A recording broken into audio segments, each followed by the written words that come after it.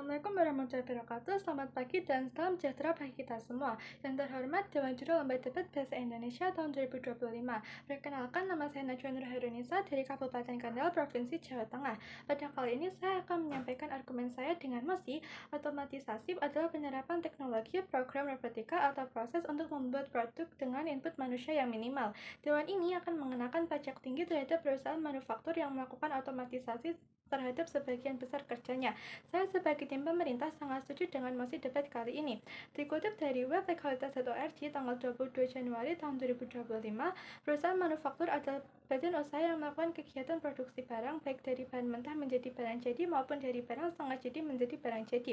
Proses ini melibatkan penggunaan mesin, peralatan, dan tenaga kerja untuk mengubah bahan baku menjadi produk yang memiliki nilai jual.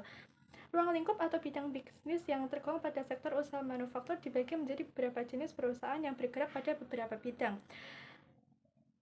Ciri-ciri perusahaan manufaktur yaitu 1. Pendapatan yang dihasilkan berasal dari penjualan, yaitu diperoleh melalui penjualan produk barang yang dihasilkan yang sudah memiliki nilai tambah untuk dijual kepada konsumen atau pembeli. Yang kedua, mempunyai stok persediaan barang fisik atau barang berwujud, bisa berupa persediaan barang jadi yang siap dijual atau persediaan barang setengah jadi yang nanti akan diproses kembali menjadi barang jadi. Yang ketiga, aktivitas operasional perusahaannya berbentuk proses produksi, yaitu proses penggarapan bahan baku mentah menjadi bahan jadi atau setengah jadi. Beberapa contoh perusahaan manufaktur yaitu PT Holcim Indonesia, PT Bidang Jaya Manunggal, PT Indofood, CBP, Sukses Makmur, dan Kimia Farma. Otomatisasi adalah proses menggunakan teknologi untuk memindahkan tugas-tugas manual yang dikerjakan oleh manusia ke sistem teknologi. Otomatisasi bisa diterapkan pada berbagai jenis pekerjaan, seperti industri manufaktur, jasa, dan proses bisnis. Dilansir dari laman Marketers pada tanggal 1 Februari tahun 2025, dalam Kamus Besar Bahasa Indonesia, otomatisasi adalah penggantian tenaga manusia dengan tenaga mesin yang secara otomatis melakukan dan mengatur pekerjaan sehingga tidak memerlukan lagi pengawasan manusia. Ada beberapa jenis otomatisasi, diantaranya yaitu yang satu, otomatisasi proses bisnis, yang kedua, otomatisasi manufaktur, yaitu menggunakan robot dan mesin untuk memindahkan tugas-tugas produksi yang dikerjakan oleh manusia, yang ketiga, otomatisasi sumber daya manusia, yang keempat, otomatisasi pengendalian dokumen, dan yang kelima dan terakhir yaitu otomatisasi customer service. Otomatisasi memiliki beberapa manfaat, seperti satu, meningkatkan efisiensi kerja dan produktivitas, yang kedua, meminimalkan error dan kesalahan manusia, yang ketiga, mengurangi biaya dan waktu, dan yang keempat, memperbaiki kualitas produk dan jasa. Tujuan utama dari otomatisasi adalah untuk meningkatkan efisiensi, produktivitas, dan mengurangi kesalahan manusia. Beberapa tujuan lain dari otomatisasi antara lain yaitu yang pertama, meningkatkan kualitas produk dan layanan, yang kedua, mengurangi biaya produksi dan operasi, dan yang ketiga, mempermudah pemantauan dan pengendalian proses, dan yang keempat, menghilangkan tugas-tugas rutin dan membebaskan tenaga kerja untuk tugas yang lebih strategis.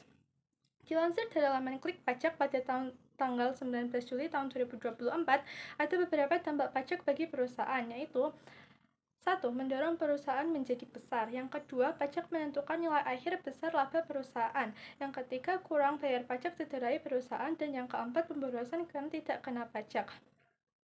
Dikutip dari Kumparan pada tanggal 11 Oktober tahun 2023, dampak negatif dari otomatisasi kantor secara umum yaitu yang pertama, pekerja cenderung tergantung pada mesin sebagai teknologi pembantu pekerjaannya. Yang kedua, interaksi antar karyawan menjadi lebih sedikit daripada tidak menggunakan mesin.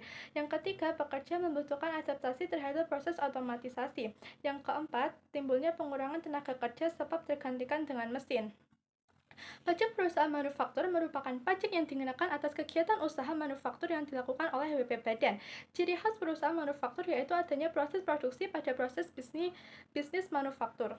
Apabila dilihat dari segi perpajakan, aspek pajak perusahaan manufaktur hampir sama dengan perusahaan pada umumnya, hanya sedikit berbeda pada saat pelaporan surat pemberitahuan PPh tahunan badan, di mana saat mengisi laporan SPT PPh badan, laporan keuangan yang dilaporkan yaitu pada lampiran 8A1. Dikutip dari laman Kumparan 5 Januari tahun 2018, perusahaan terus melakukan efisiensi pada kegiatan usahanya dengan menggunakan teknologi terbaru. Penggunaan teknologi pada suatu bisnis dapat memberikan dampak positif, misalnya efisiensi biaya dari otomatisasi. Boston Consulting Group dalam satu riset memperkirakan biaya tenaga kerja manusia lebih tinggi 15% dibanding menggunakan tenaga kerja robot. Oleh karena itu, tidak heran perusahaan lebih menyukai penggunaan teknologi seperti mesin dan robot untuk menggantikan peran tenaga kerja manusia.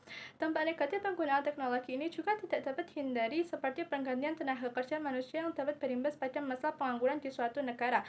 Chang dan Hyun pada tahun 2016 dalam laporan yang dipublikasikan Organisasi Tenaga Kerja Internasional menyatakan bahwa Indonesia memiliki resiko ancaman penggantian tenaga kerja manusia oleh tenaga kerja robot sebesar 56%. Dalam penelitian menyebutkan jika perkembangan teknologi berdampak pada tenaga kerja manusia dengan pekerjaan bersifat terstruktur dan repetitif. Sebagai contoh ialah penjaga gerbang tol, buruh pabrik, dan salesperson toko retail. Jika penggunaan teknologi seperti robot dan kecerdasan buatan membuat banyak orang kehilangan pekerjaan, tentu akan mempengaruhi tingkat pengangguran.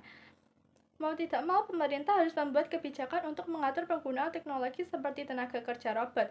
Salah satu instrumen untuk mengatur hal tersebut ialah menggunakan kebijakan perpajakan. Kebijakan perpajakan atau teknologi seperti robot ini juga merupakan respon karena potensi pajak menghasilkan dari tenaga kerja manusia juga akan tergerus dengan kehadiran mesin otomatis tersebut. Sekali lagi, saya sebagai pemerintah sangat setuju dengan mosi kali ini. Secara keseluruhan, meskipun pajak tinggi dapat memberikan tekanan tambahan bagi perusahaan manufaktur, otomatisasi dapat membantu mereka mengurangi dampak negatifnya. Dengan meningkatkan efisiensi, mengurangi biaya, dan mendorong inovasi, perusahaan bisa tetap kompetitif dan bahkan mendapatkan keuntungan dari perubahan yang terjadi. Namun, perusahaan perlu menyesuaikan strategi mereka dengan mempertimbangkan kebijakan pajak yang ada untuk mendapatkan manfaat maksimal. Sekian dari saya, Najwa Nur Harunisa. Mohon maaf apabila ada kata yang kurang berkenan. Wassalamualaikum warahmatullahi wabarakatuh.